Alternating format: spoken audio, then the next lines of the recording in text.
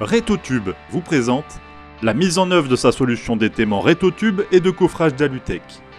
Disponible à la location et à la vente par le biais du réseau LVTech et Adriatech. Polyvalente, elle vous offre un gain de productivité grâce à sa conception sûre et légère.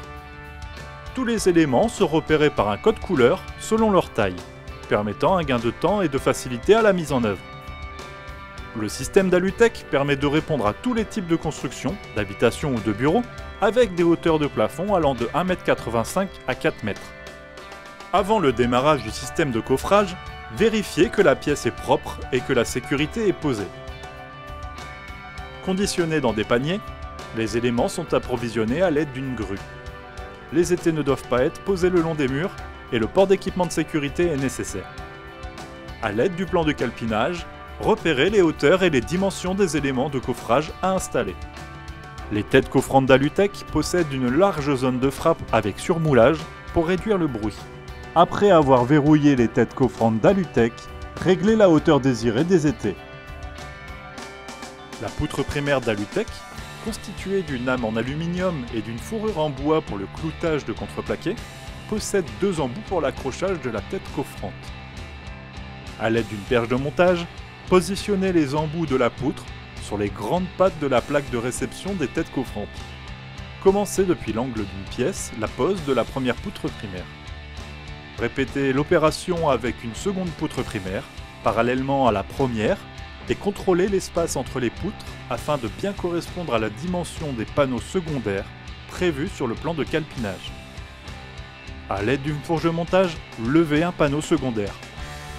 Les panneaux secondaires d'Alutech possèdent une grille de couleur et un insert en bois amovible. On retrouve le code couleur sur les bouchons pour faciliter le montage. En commençant du côté du mur, passez le panneau secondaire au-dessus des poutres primaires et descendez-la jusqu'à ce qu'elle s'enfiche dans les deux poutres primaires. Complétez la structure en continuant la pose des panneaux secondaires en les accolant les uns aux autres. En respectant le plan de calpinage, installez une nouvelle poutre en vous aidant de son étai, répétez la procédure avec une seconde poutre et stabilisez-le avec son trépied. Disposez à nouveau les panneaux secondaires à l'aide de la fourche de montage et vérifiez que les têtes de coffrage sont bien verrouillées.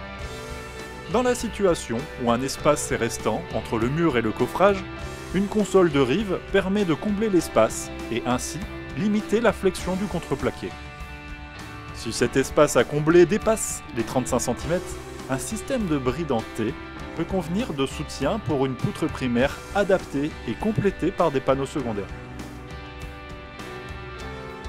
Il est recommandé d'utiliser la sécurité anti-glissement permettant de renforcer la stabilité du module de coffrage sur une baie. Vous pouvez désormais, à l'aide du plan de calpinage, compléter toute l'installation de la solution de coffrage d'Alutech.